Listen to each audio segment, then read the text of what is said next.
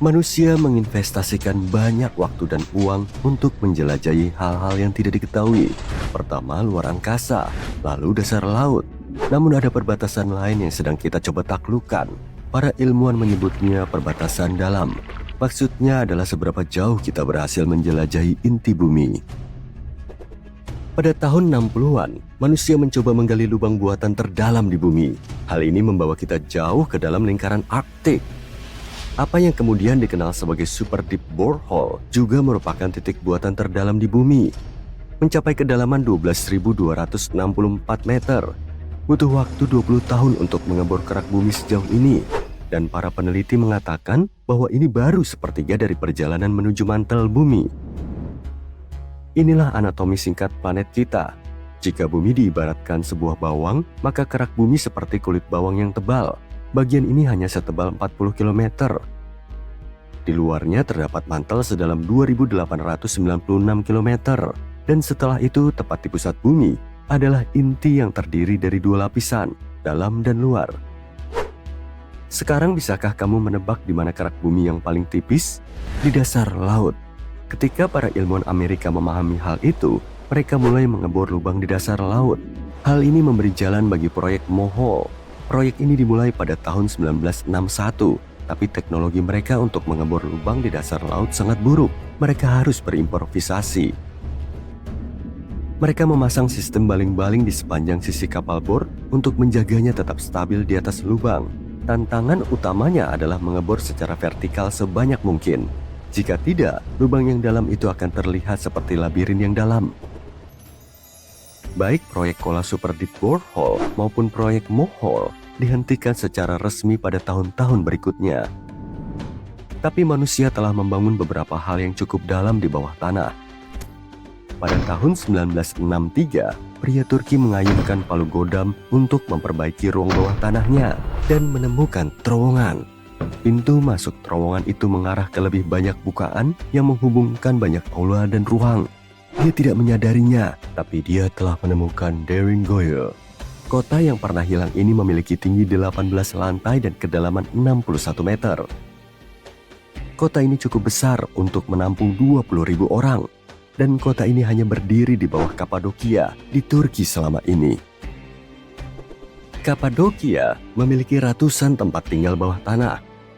40 dari kota-kota bawah tanah ini memiliki setidaknya 2 lantai. Namun tak satu pun dari mereka yang sebesar Deringoye. Tidak banyak catatan sejarah tentang bagaimana Deringoye lahir. Beberapa orang berspekulasi bahwa bagian tertua dari kompleks ini digali sekitar 2000 tahun sebelum Masehi oleh bangsa Het. Bangsa Het adalah peradaban Indo-Eropa yang membentuk salah satu peradaban besar pertama di zaman perunggu di Asia Barat. Para ahli berpendapat mereka membangun kota bawah tanah ini untuk melindungi diri mereka dari serangan. Yang lain berpikir bahwa orang-orang Kristenlah yang membangun kota ini pada abad-abad pertama Masehi. Mereka berspekulasi kota ini mungkin dibangun untuk melindungi orang-orang dari perbedaan suhu, panas yang ekstrim di musim panas, dan dingin yang membekukan di musim dingin. Secara geologis, medan di bawah Kapadokia sangat bagus untuk dibangun. Batuannya lunak sehingga membuat terowongan lebih mudah. Karena alasan yang sama, membuka gua-gua besar di bawah tanah sangat rapuh. Itulah mengapa sebagian besar ruang memiliki pilar yang menopangnya. Sisi baiknya tidak ada lantai di Deringoye yang pernah runtuh. Para pembangun Deringoye memikirkan segalanya. Kota ini tertutup dari dunia luar oleh batu-batu besar yang menyembunyikan pintu masuknya. Kota ini punya ventilasi dengan total lebih dari 15.000 lubang dengan lebar sekitar 10 cm. Dengan cara ini, mereka menjamin udara cukup untuk bernapas di tingkat atas sehingga digunakan sebagai tempat tinggal dan tempat tidur. Tingkat bawah dari labirin yang mengesankan ini terutama digunakan untuk penyimpanan. Namun sejujurnya, mereka memiliki semuanya. Ruang untuk pemerasan anggur, untuk hewan peliharaan, bangunan religius kecil. Mereka tentu saja tidak menyia-nyiakan upaya apapun untuk membuat kota bawah tanah itu selengkap kota di atas tanah. Berbicara tentang bawah tanah yang mengesankan, Swiss memiliki terowongan terpanjang di dunia yang dibangun di sini, di pegunungan Alpen Swiss. Terowongan yang luar biasa besar ini dibangun lebih dari 2.438 meter di bawah permukaan. Lihatlah, seperti inilah penampakan terowongan dasar Gotthard. Ide pertama untuk membangun terowongan ini diajukan pada tahun 1947. Namun pembangunannya baru dimulai secara resmi pada tahun 1999. Butuh waktu bertahun-tahun untuk menyetujui proyek tersebut dan kemudian mencari lokasi yang sempurna. Meskipun begitu, 73 jenis batuan yang berbeda yang menyusun masif membuat pembangunannya menjadi tantangan nyata. Beberapa batuan sekeras granit dan yang lainnya selembut batu pasir. Ini berarti mereka membutuhkan pendekatan dan peralatan yang berbeda agar semuanya tidak runtuh. Secara keseluruhan mereka harus menggali sekitar 28 juta metrik ton batu untuk membuat terowongan. Ada banyak tantangan lain untuk membangun sejauh itu ke dalam bumi. Semakin dalam ke gunung, semakin panas suhu udara. Karena tidak ada ventilasi alami, suhu bisa mencapai 46 derajat Celcius, sehingga membuat para pekerja sangat sulit untuk bertahan. Terowongan ini membentang sepanjang 56 km dari satu ujung ke ujung lainnya. Selama konstruksi, para pekerja harus menggunakan 4 mesin bor terowongan besar alias mol untuk menembus terowongan. Masing-masing mol ini memiliki panjang sekitar 426 meter. Namun itu salah satu hal terbaik yang dapat mereka lakukan karena mesin-mesin ini membatasi gangguan pada tanah di sekitarnya dan membantu menghasilkan dinding terowongan yang halus. Kamu tidak akan pernah menyangka ruang bawah tanah terdalam di dunia ada di Sydney Opera House, Australia. Bangunan ini berada di bawah tanah sedalam tinggi bangunan yang ada di atas tanah. Tetapi ruang bawah tanah ini bukan hanya fondasi Opera House. Ini adalah tempat parkir. Garasi parkir unik ini menembus kedalaman 36 meter di bawah tanah atau 12 lantai. Sementara kebanyakan tempat parkir hanya 4 atau 5 lantai. Tapi bukan hanya itu yang membuatnya unik. Jika mereka memutuskan untuk membangun tempat parkir persegi panjang yang normal, hal ini akan menghilangkan banyak tempat parkir yang memungkinkan. Dan karena mereka ingin memaksimalkan ruang yang mereka miliki, mereka harus membuat struktur yang luar biasa. Pertama, mereka membuat gua untuk mewujudkan mimpi itu. Kemudian mereka harus membuat desain. Mereka memilih gua berbentuk donat atau yang disebut oleh para insinyur sebagai double helix. Desain ini mengejutkan komunitas insinyur karena pendekatannya yang inovatif. Tapi hey, itu berhasil. Saat ini ada ruang untuk lebih dari 1.000 mobil di bawah sana, yang sepertinya cocok untuk gedung opera. Ada lagi hal yang mengagumkan. Beberapa struktur bawah tanah mungkin membutuhkan waktu hingga 1 jam untuk mencapainya. Contohnya tambang emas Emponeng di Afrika Selatan yang terletak sekitar 4 km di bawah permukaan. Ya, kamu mungkin berpikir itu hanya beberapa mil. Mengapa perlu waktu 1 jam untuk sampai ke sana? Tapi kondisinya sulit dan ini bukan untuk orang yang lemah. Milian Ludena, pelari Ekuador, bahkan menyelesaikan setengah maraton di sana. Meskipun suhu mencapai 40 derajat Celcius, kelembaban tinggi pada 80% dan tekanan atmosfer 1,4 sebanding dengan apa yang dialami para penyelam di kedalaman 5 meter di bawah laut. Astaga.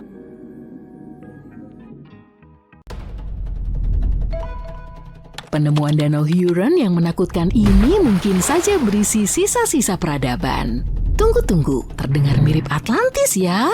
Gak juga, tapi jika memang pernah ada peradaban bawah air kuno di sini, pasti peradaban itu cukup maju. Sekitar 10.000 tahun yang lalu, 2 serpihan kaca yang tajam mematahkan sebuah alat batu dan mendarat di tanah tanpa disadari. Serpihan-serpihan itu terkubur di sana selama ribuan tahun hingga tahun 2013. Kemudian para ilmuwan menarik sebongkah kecil lumpur seukuran karton susu dari dasar Danau Huron 30 meter di bawah air. Di dalam lumpur, mereka menemukan 2 serpihan yang sama yang terbuat dari obsidian, kaca vulkanik hitam mengkilap yang terbentuk ketika lava mendingin dengan cepat. Setelah melakukan pengujian yang cermat, mereka menyadari serpihan-serpihan ini berasal dari Oregon Tengah yang jaraknya cukup jauh, sekitar 4.023 km. Mereka menemukan situs prasejarah Great Lakes ini di Alpena Amberley Ridge, sebuah bentang alam bawah laut yang pernah menghubungkan wilayah yang sekarang menjadi Michigan dan Ontario. Saat itu, tempat ini merupakan daratan kering. Manusia purba menggunakannya untuk membuat perangkap bagi hewan seperti rusa kutub ketika zaman es memudar dan Great Lakes mulai terbentuk. Obsidian adalah bahan berteknologi tinggi pada zaman kuno, sangat tajam dan sempurna untuk membuat perkakas. Jika kamu mempelajari serpihan-serpihannya dengan cermat, akan terlihat jelas manusia yang membuatnya. Kamu bisa melihat di mana mereka memukulnya dan tepi bergerigi yang berasal dari serpihan yang terkelupas dengan hati-hati. Itu berarti manusia tidak hanya membuat peralatan di sini, tetapi mereka juga memiliki akses ke obsidian yang berasal dari tempat yang sangat jauh. Hal ini mungkin terjadi melalui jaringan perdagangan besar yang membentang di seluruh benua. Selama lebih dari 100 tahun, orang-orang telah menduga bahwa masyarakat kuno mungkin pernah ada di bawah Great Lakes, tetapi tidak ada yang memiliki bukti. Itulah sebabnya penelitian di situs arkeologi yang terendam ini sangat penting. Sebuah tim peneliti telah mencoba mempelajari lebih lanjut tentang reruntuhan berusia 10.000 tahun serta peradaban yang meninggalkannya selama lebih dari 1 dekade. Air es Danau Huron bertindak seperti kapsul waktu yang membantu mengawetkan berbagai hal selama ribuan tahun. Sejauh ini, para peneliti tidak hanya menemukan peralatan batu yang unik, tetapi juga pohon-pohon purba dengan akar yang masih utuh, serta rawa gambut bawah air yang mengawetkan biji dan daun. Tempat ini seperti Pompeii versi zaman es, sebuah pemandangan yang membeku dalam waktu. Penemuan-penemuan ini juga membantu para ilmuwan menciptakan teknik dan cara baru untuk melakukan arkeologi bawah air. Sejauh ini, mereka telah menggunakan sonar, robot bawah air, dan penyelam. Cukup keren bahwa alat-alat yang mereka temukan di Alpena Amberley Ridge jauh lebih kecil daripada alat-alat lain dari era yang sama yang ditemukan di dekatnya. Itu mungkin berarti ada kelompok orang yang berbeda yang tinggal di sini dan mereka memiliki cara hidup yang unik. Bahkan rawa gambut yang mereka temukan yang berusia sekitar 9.500 tahun menyimpan rahasia. Itu penuh dengan jarum pinus, biji-bijian, dan dedaunan yang dapat mengungkapkan seperti apa lingkungan saat itu. Biasanya benda-benda seperti ini akan cepat rusak di daratan, tapi air yang dingin dan segar mengawetkannya. Tim Michigan bekerja sama dengan para ilmuwan di Cambridge, Inggris untuk mengekstrak DNA dari sisa-sisa tersebut. Jika berhasil, akhirnya mereka bisa memastikan hewan apa saja yang pernah hidup di sana dan bahkan mungkin lebih banyak lagi masih ada tahun-tahun penemuan di situs prasejarah Great Lakes ini. Situs arkeologi terendam lainnya yang terkenal adalah kota Pavlo Petri yang hilang. Para arkeolog berpendapat ini adalah kota tenggelam tertua di dunia yang telah mereka temukan dan diresmikan sejauh ini. Pavlo Petri berusia sekitar 5.000 tahun, itu berarti kota ini sudah ada bahkan sebelum para pahlawan Yunani yang legendaris dalam cerita Homer. Para ilmuwan pertama kali melihatnya pada tahun 1904 dan kemudian sebagian besar melupakannya hingga tahun 1967 ketika Nicholas Fleming menemukannya kembali. Dia menggambarkannya sebagai kota zaman perunggu yang kini berada di bawah kedalaman sekitar 3 hingga 4 meter. Setahun kemudian, dia kembali dengan tim ilmuwan untuk mempelajari reruntuhannya. Selama 6 minggu, dengan hanya menggunakan pita perekat dan kisi-kisi dasar, mereka berhasil memetakan kota tersebut. Mereka menemukan kota ini memiliki luas hampir 304 meter kali 152 meter dan memiliki setidaknya 15 bangunan, halaman, 5 jalan, 2 makam, dan sekitar 37 kuburan batu kecil. Mereka juga menemukan tanda-tanda bahwa reruntuhan itu berlanjut hingga ke pulau Pavlo Petri di dekatnya. Mereka menggali beberapa tembikar yang menakjubkan, pisau obsidian dan chord, dan bahkan patung perunggu kecil yang mungkin berasal dari tahun 2800 sebelum Masehi. Tapi sebagian besar bangunan berasal dari periode antara 1650 dan 1180 sebelum Masehi. Kemudian para ilmuwan membiarkan situs itu sendirian lagi hingga tahun 2009 ketika sebuah tim peneliti super meluncurkan proyek baru selama 5 tahun untuk benar-benar menyelami sejarah Pavlovitri. Kali ini mereka memiliki alat pemetaan digital serta peralatan selam yang lebih baik sehingga mereka dapat menjelajahi dan bahkan menggali di bawah air. Mereka menemukan bangunan seluas 9.000 meter persegi termasuk aula besar dan jalan-jalan tersembunyi. Selain itu, mereka juga menggali lebih banyak lagi tembikar yang menunjukkan orang-orang telah tinggal di kota ini sejak sekitar 3.000 sebelum Masehi hingga 1.100 sebelum Masehi dan bahwa kota ini pernah memiliki populasi 500 hingga 2.000 orang. Tidak ada yang tahu pasti bagaimana kota ini bisa berada di bawah air, tapi banyak ilmuwan yang menduga hal ini disebabkan oleh gempa bumi mungkin sekitar tahun 1000 sebelum Masehi atau bahkan pada tahun 375 Masehi. Karena ini adalah kota bawah laut tertua yang pernah ditemukan, beberapa orang bahkan percaya bahwa Pavlovitri mungkin telah mengilhami legenda Atlantis. Kontestan lain untuk gelar Atlantis terletak di dekat Jepang. Pada tahun 1986, seorang penyelam lokal menjelajahi perairan dekat Kepulauan Ryukyu ketika ia menemukan struktur raksasa yang terbuat dari undakan-undakan yang berbentuk sempurna dan berujung tajam. Struktur tersebut berada di kedalaman 25 meter di bawah air. Saat ini Monumen Yonaguni adalah salah satu situs bawah laut paling misterius di planet ini.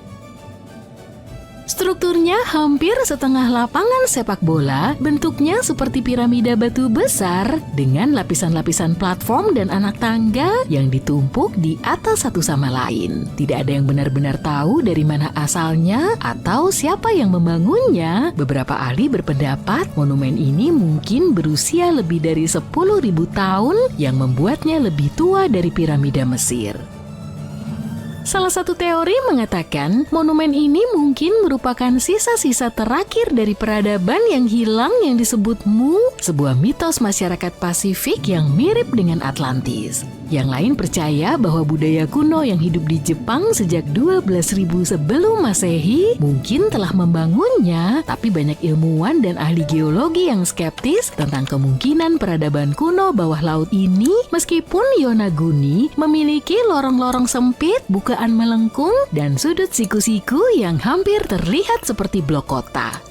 Mereka mengatakan situs ini sangat mirip dengan formasi batuan alami seperti Giant's Causeway di Irlandia Utara misalnya. Seluruh monumen ini masih terhubung dengan bongkahan batuan dasar yang lebih besar, yang berarti monumen ini tidak dibangun sepotong demi sepotong. Cara penampakan lapisan batuan mungkin lebih berkaitan dengan gempa bumi dan pergerakan tektonik. Monumen ini terletak di cincin api Pasifik yang sangat aktif.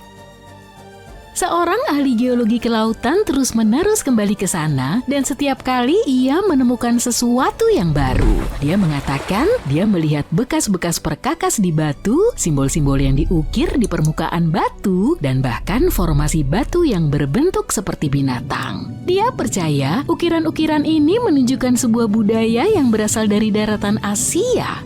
Dia mengatakan dia telah mengidentifikasi 10 bangunan yang berbeda di Yonaguni, termasuk sebuah kastil yang hancur, lengkungan kemenangan, 5 kuil, dan bahkan stadion yang sangat besar.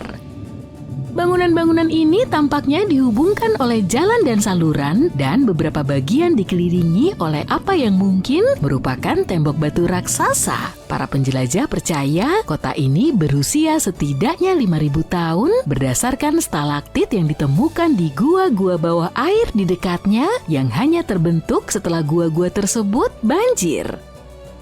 Para pendukungnya mengatakan mereka belum pernah melihat gempa bumi menciptakan bentuk seperti ini baik di atas maupun di bawah air. Tapi orang-orang skeptis menyalahkan erosi dan bersikeras bahwa arus bawah laut yang berputar-putar dan makhluk laut yang meninggalkan lubang di batu. Kalau kamu ingin membentuk opini sendiri tentang hal ini, tempat ini terbuka untuk pengunjung dan ini jelas merupakan pengalaman menyelam yang sangat menyenangkan.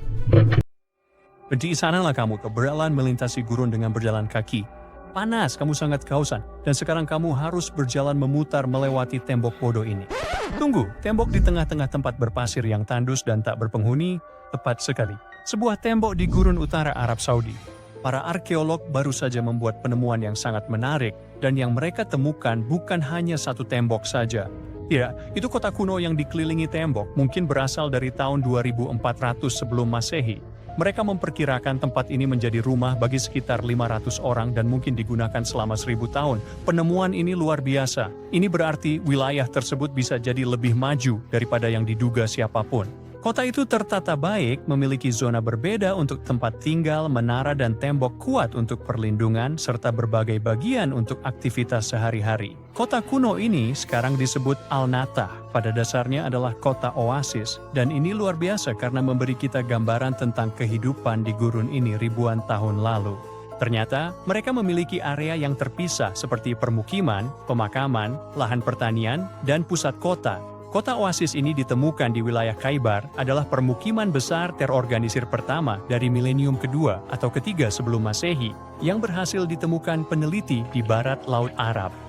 Survei pertama menunjukkan kota ini yang luasnya sekitar 6 hektar memiliki beberapa distrik termasuk permukiman, pemakaman, dan area hukum dengan pengadilan. Rumah-rumah diatur rapi, semuanya terhubung oleh jalan-jalan kecil yang menjaga area permukiman tetap terpisah dari bagian kota lain. Saat itu, sebagian besar orang di wilayah ini adalah penggembala nomaden yang sering berpindah. Namun arkeolog yakin selama zaman perunggu, Arab Barat Laut memiliki kota-kota kecil berpagar dan pusat oasis tersebar di seluruh wilayah. Kota-kota oasis yang terhubung ini unik, menawarkan tempat aman bagi orang untuk tinggal, menyimpan barang dan berdagang. Mereka mulai menunjukkan awal dari perencanaan kota, yang menandakan bahwa orang-orang pada masa itu sudah mulai menetap dan mengorganisasi komunitas secara lebih serius.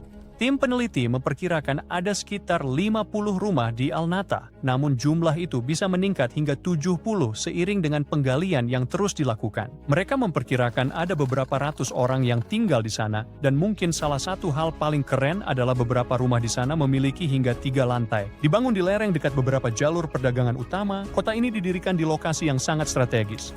Sekarang salah satu hal yang paling mengesankan dari tempat ini adalah pasokan airnya. Oasis tersebut memiliki mata air dan aquifer, yaitu sumber air bawah tanah, dan kondisi seperti ini sangat ideal untuk pertanian. Sumber air memungkinkan penduduk menanam makanan sendiri sehingga kota menjadi mandiri. Tembok luar kemungkinan besar membantu mengontrol siapa yang bisa masuk ke kota dan mendapat akses ke sumber daya. Gaya hidup menetap ini merupakan perubahan yang mengesankan dari kehidupan nomaden menuju gaya hidup agropastoral, yaitu perpaduan antara bertani dan beternak hewan. Penemuan lain yang mendukung teori ini adalah sejumlah alat, seperti batu penggiling, lesung, dan alu yang ditemukan di dalam kota. Orang-orang di sana pasti menggiling biji-bijian dan menyiapkan makanan. Mereka makan sereal, daging, dan susu dari hewan peliharaan sendiri. Temuan menakjubkan ini menunjukkan penduduk kota itu dapat dengan mudah memenuhi kebutuhan makan sendiri dan sudah sangat maju untuk masa itu. Berkat akses yang lebih baik ke Arab Saudi dalam beberapa dekade terakhir, arkeolog kini memiliki gambaran jauh lebih jelas tentang kehidupan di sana ribuan tahun lalu.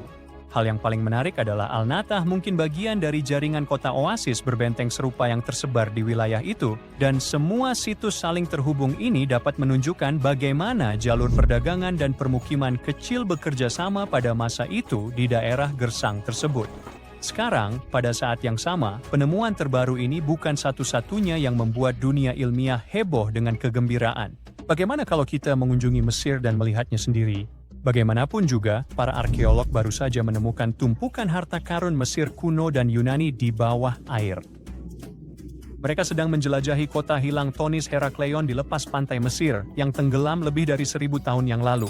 Kota ini legendaris dan tidak ada yang tahu di mana letaknya sampai akhirnya ditemukan kembali pada tahun 2000. Sekarang mereka terus menemukan lebih banyak lagi, dan dalam penyelaman kali ini mereka menemukan tumpukan harta karun emas dan perak. Barang-barang itu kemungkinan besar digunakan dalam ritual untuk memberkati para Firaun Mesir saat mereka naik takhta. Para peneliti bahkan menemukan sebuah kuil Yunani kuno yang didedikasikan untuk Afroditi dan beberapa senjata Yunani kuno yang sangat tua. Frank Gaudio, arkeolog utama, mengatakan bahwa sangat menakjubkan benda-benda rapuh itu bisa bertahan dari bencana yang menghancurkan kota tersebut.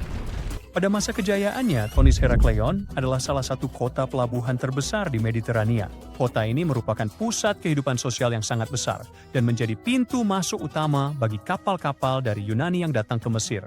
Namun tragisnya, akibat naiknya permukaan air, gempa bumi, dan gelombang pasang yang dahsyat, tanah di bawah kota itu benar-benar berubah menjadi lumpur. Lalu seluruh kota tenggelam ke Laut Mediterania. Kota itu terlupakan sampai akhirnya tim Gaudio menemukannya pada tahun 2000. Sejak saat itu, mereka terus menemukan bagian-bagian baru dari kota tersebut dan perlahan-lahan menyusun kembali sejarahnya. Jika kota bawah laut yang hilang saja belum cukup mengesankan, kita bisa beralih ke Amazon. Penemuan yang terjadi di sana benar-benar mencengangkan. Selama berabad-abad, orang telah membicarakan kota-kota hilang di Amazon, seperti El Dorado, kota emas mitos yang menarik penjelajah Spanyol ke hutan. Banyak dari mereka tidak pernah kembali. Pada tahun 1900-an, penjelajah Inggris Percy Fawcett mencari apa yang ia sebut kota Z yang hilang, dan ia pun menghilang. Kini, ilmuwan akhirnya menemukan bukti bahwa kota-kota hilang di Amazon memang ada sejak dulu. Tim ilmuwan memakai teknologi LIDAR yang memungkinkan melihat menembus hutan dari atas dengan memantulkan cahaya ke tanah. Mereka terbang di atas hutan Bolivia dengan helikopter pada ketinggian sekitar 200 meter dan memetakan kota-kota kuno tersembunyi itu. Yang mereka temukan adalah reruntuhan pemukiman besar yang dibangun oleh orang Casarabe yang tinggal di sana dari tahun 500 hingga 1400 Masehi. Dan itu bukan hanya beberapa bangunan di sana-sini.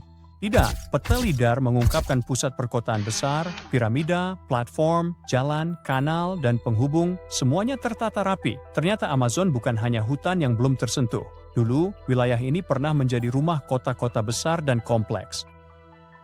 Seorang ilmuwan dari Institut Arkeologi Jerman menjelaskan bahwa orang Eropa telah lama mengabaikan kemungkinan adanya kota-kota kuno di Amazon.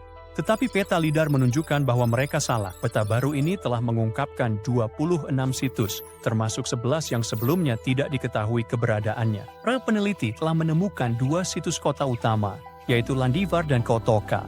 Mereka memiliki jalan-jalan parit besar yang membentang seperti jari-jari roda, menghubungkan kota-kota utama dengan permukiman kecil di sekitarnya. Beberapa kanal bahkan menghubungkan kota-kota ke sungai dan danau besar, memungkinkan air mengalir di wilayah itu. Selama bertahun-tahun, ilmuwan menemukan reruntuhan tersebar di wilayah ini, tetapi lebatnya hutan membuat hampir mustahil menghubungkan titik-titik itu dan melihat apakah atau bagaimana semuanya berkaitan. Dengan LIDAR, tata letak menjadi hidup, memperlihatkan bahwa situs-situs itu bagian dari sistem perkotaan terorganisir yang jauh lebih besar. Sekarang juga jelas bahwa situs-situs itu memiliki makna lebih besar karena semuanya tersusun dengan cara yang mungkin melambangkan kepercayaan spiritual penghuninya. Budaya Casarabe memang tidak seterkenal Maya, tetapi mereka memiliki masyarakat yang berkembang di wilayah yang menghadapi tantangan besar, seperti banjir tahunan. Dan meskipun pegunungan Andes di dekatnya memiliki situs monumental mereka sendiri, Casarabe melakukan sesuatu yang benar-benar unik. Mereka bahkan memiliki waduk untuk menyimpan air, menunjukkan mereka mungkin juga menghadapi kekeringan sesekali, hal yang cukup tidak biasa di Amazon. Sebenarnya, kekeringan parah mungkin alasan Casarabe meninggalkan kota-kota mereka sekitar tahun 1400 M, 100 M.